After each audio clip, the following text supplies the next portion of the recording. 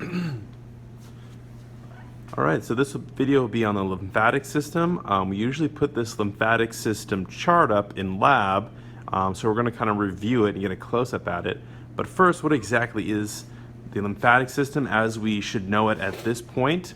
What happens is you have all these vessels that are going around, but following them is actually a lot of these lymphatic vessels that are running right along with them. So if you look here at let's get a pointer. If we look here at an artery, all right, it will start to branch out, turn into arterioles, get smaller and smaller, and then capillaries, and then meet with, then diffuse out whatever contents it needs to. It will diffuse waste, nutrients, gases, and fluid, and then it will eventually become deoxygenated and pick up whatever waste it needs to pick up, turn into venules, and then into a vein, right? We're familiar with that. However, the reabsorption of fluid is inefficient. So you're having a lot of fluid leave the capillaries when this diffusion is happening. So you're going to have about a 30% of what's leaving the vessels never gets reabsorbed in the capillaries. So what will pick up that excess fluid is actually the lymphatic vessels right here, all those green lines. So the fluid eventually will go back into your systemic circuit, into your vessels, through these lymphatic vessels. So here you go. Excess fluid is reabsorbed. That's the general gist of what we want to know so far. There's other things to the story, but let's look into one of the vessels. So here we have a lymphatic vessel. We have the contents of the lymph. So the lymph is the fluid that is inside lymphatic vessels. So we have the white little blobs are white blood cells. So lymphatic system will transport white blood cells around the body. There's the lymph fluid, is a lot of that excess interstitial fluid that the lymphatic vessels pick up. And then also absorption of fat in your intestines is done through the lymphatic vessels called lacteals, and we'll get to that when we get to the digestive system, and it'll also transport that fat around. So that's all and there is a one direction of flow. That's what I was trying to show. So with that in mind, let's look back on this chart, and we'll see that these lymphatic vessels are all over the place in the body, and just look at all this part right here. They're falling all along even the aorta. All those little blobs right there are actually called lymph nodes. They contain a lot of white blood cells that are waiting for antigens. So the lymph and all this excess fluid that's being picked up is going into the lymph nodes and is being checked for any antigens. Those are a lot of pathogens will have parts of them that your white blood cells can recognize as antigens, as something bad. And hopefully it's not something good, and then you'd have an autoimmune disease. So what do we need to find here for lab? Well, you need to understand that all this excess fluid is going back into your systemic circuit, back into the blood. So where it does that, so let's say some excess fluid is picked up right here. It's going to make its way all the way up into the thoracic duct.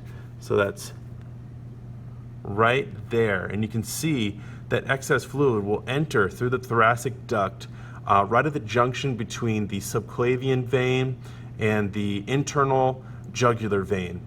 Okay, so all these quadrants of the body, so one side, this leg, the arm, okay, they're going into the thoracic duct. Now this last quadrant right here is going into the right lymphatic duct. That's where the drainage will happen, only for this quadrant. And I can show you a picture of the book of that. And that will go in the same area. You can see it's going in that junction between the internal jugular vein and the subclavian vein, where that excess fluid is entering back into the circuit. So then we have the right lymphatic duct and the thoracic duct, and we know the thoracic duct is collecting a lot more interstitial fluid from 3/4 of the body. The last fourth is coming into the right lymphatic duct. We also need to know about the cisterna chyli. Okay, cisterna chyli. Let's see if we can find it on this picture. It's going to be right behind the stomach and posterior to the stomach, anterior to your lumbar vertebra. So it's going to be right here, about here, number 9. It's a pretty large lymph node. Now what's happening here is it's receiving a lot of chyle, which is, so we talked about the lymphatic system actually transports and absorbs fat. So a lot of that milky chyle will come here from the intestines and will come to the cisterna chyle for the transport and absorption. That's what's going on there. So that's one structure you need to know. Another one you need to know is the thymus. So we call this actually the ugly baby chart because it has this baby here. Has a pretty lovely drawing.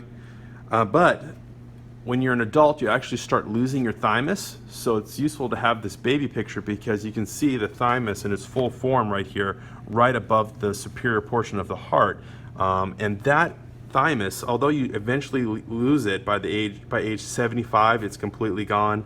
And after puberty, it just starts shrinking and shrinking and turning into this fat. We could actually see it on the cadavers. Just this little fat blob that's in front of the heart, anterior to the heart.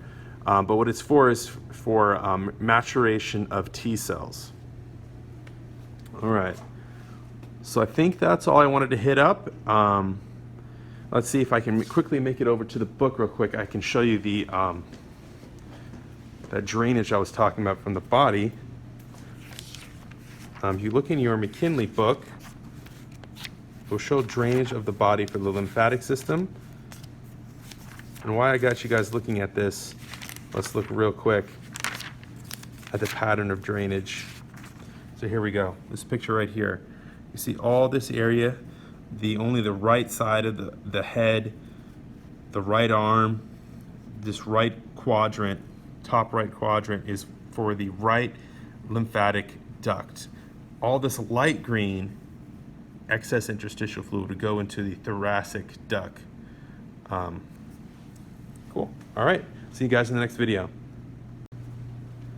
Okay, one last thing I forgot to mention is the spleen. The spleen is actually a very large lymphatic organ, and it has a lot of white blood cells in there. So it's able to detect antigens as well, antigens off pathogens. So when the splenic artery is coming into the spleen, the blood will go into the spleen and actually be checked for any of those antigens. So just like the lymph nodes, all the little green blobs are checking the lymph for any antigens, the spleen is like, think of it as almost a very large lymph node. It has reticular fibers in it as well. And it is going to screen the blood for any of those antigens. It also will check the blood to see if there's any irregular shapes in the blood and filter out the blood cells, the red blood cells in that way. So I just wanted to mention that as well.